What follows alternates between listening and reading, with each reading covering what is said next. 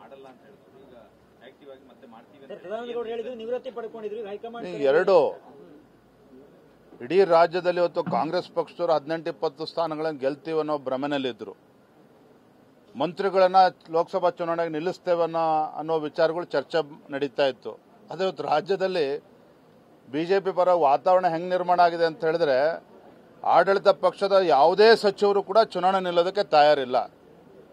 ಕಾರಣ ಅಂದರೆ ಚುನಾವಣೆ ಸೋತ್ ಬಿಡ್ತೀವಿ, ಮಂತ್ರಿಯಾಗಿ ಸೋತ್ರೆ ಮುಖಭಂಗ ಆಗ್ತದೆ ಅನ್ನುವ ಸತ್ಯಾಂಶ ಇವ್ರಿಗಾಗಲೇ ಅರ್ಥ ಆಗಿದೆ ಮಂತ್ರಿಗಳಿಗೂ ಕೂಡ. ಹಂಗಾಗಿ ಯಾವುದೇ ಸಚಿವರು ಮುಂದೆ ಬರ್ತಾ ಇಲ್ಲ. ನಮ್ಮ ಸಂಸದರು ಇವತ್ತು ಭಾಳ ಉತ್ಸಾಹದಲ್ಲಿದ್ದಾರೆ.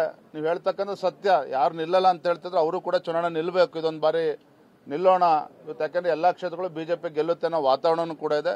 ಎಲ್ಲರೂ ಕೂಡ ಉತ್ಸಾಹದಲ್ಲಿದ್ದಾರೆ. ಅಂತಿಮವಾಗಿ ಕೇಂದ್ರದ ವರಿಷ್ಠರು ತೀರ್ಮಾನ ಮಾಡ್ತಾರೆ. ಪ್ರಧಾನಮಂತ್ರಿಗಳು ಹೇಳಿದ್ರು, ನಿವೃತ್ತಿ ಪಡ್ಕೊಂಡಿದ್ರು. ಹೈಕಮಾಂಡ್ ಎರಡು ಇಡೀ ರಾಜ್ಯದಲ್ಲಿ ಇವತ್ತು ಕಾಂಗ್ರೆಸ್ ಪಕ್ಷದವರು 18-20 ಸ್ಥಾನಗಳನ್ನು ಗೆಲ್ತೀವಿ ಅನ್ನೋ ಭ್ರಮೆನಲ್ಲಿದ್ದರು. ಮಂತ್ರಿಗಳನ್ನ ಲೋಕಸಭಾ ಚುನಾವಣೆಗೆ ನಿಲ್ಲಿಸ್ತೇವೆ ಅನ್ನೋ ವಿಚಾರಗಳು ಚರ್ಚೆ ನಡೀತಾ ಇತ್ತು. ಅದೇ ಇವತ್ತು ರಾಜ್ಯದಲ್ಲಿ ಬಿಜೆಪಿ ಪರ ವಾತಾವರಣ ಹೆಂಗೆ ನಿರ್ಮಾಣ ಆಗಿದೆ ಅಂತ ಹೇಳಿದ್ರೆ, ಆಡಳಿತ ಪಕ್ಷದ ಯಾವುದೇ ಸಚಿವರು ಕೂಡ ಚುನಾವಣೆ ನಿಲ್ಲೋದಕ್ಕೆ ತಯಾರಿಲ್ಲ. ಕಾರಣ ಅಂದರೆ ಚುನಾವಣೆ ಸೋತ್ ಬಿಡ್ತೀವಿ, ಮಂತ್ರಿಯಾಗಿ ಸೋತ್ರೆ ಮುಖಭಂಗ ಆಗ್ತದೆ ಅನ್ನುವ ಸತ್ಯಾಂಶ ಇವ್ರಿಗಾಗಲೇ ಅರ್ಥ ಆಗಿದೆ ಮಂತ್ರಿಗಳಿಗೂ ಕೂಡ. ಹಂಗಾಗಿ ಯಾವುದೇ ಸಚಿವರು ಮುಂದೆ ಬರ್ತಾ ಇಲ್ಲ.